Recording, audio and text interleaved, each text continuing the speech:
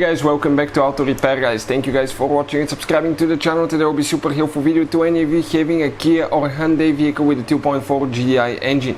If you need to remove or replace ignition coil, stay with us, we'll explain how to do that, and something very important to check when you remove the ignition coil, because you may not have problem with the ignition coil, but it could be something else that causes that problem. So stay with us until the end and we will explain what it is.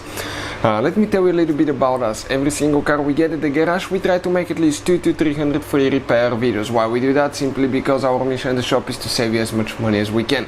All we need in return, please subscribe to the channel, like the video, that way we can keep providing this free information to you.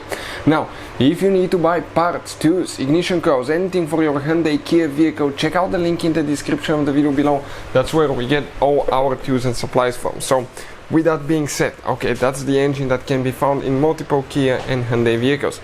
This is the 2.4 Gdi engine. It could be found anywhere from year 2011 all the way to year 2016-17, and the newer generation uses again the 2.4 Gdi, but it's the updated version, which does not differ too much.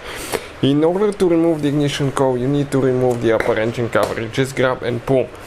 Once you pull, guys, okay, you can see it attaches with 4 rubber bushings right here to those posts. So once you pull it, okay, that's your engine, that's what you have. And starting from the very left side where the serpentine belt is, you will have cylinder number 1, 2, 3 and 4 respectively. So if you look, guys, okay, let's say you have bad ignition coil on cylinder number 1, it's this one, cylinder number 2, 3 and 4. One thing that you need to check, okay, the connection, and make sure that this gray piece is actually pushed all the way in, because in order to disconnect it you need to pull it out, okay, like that.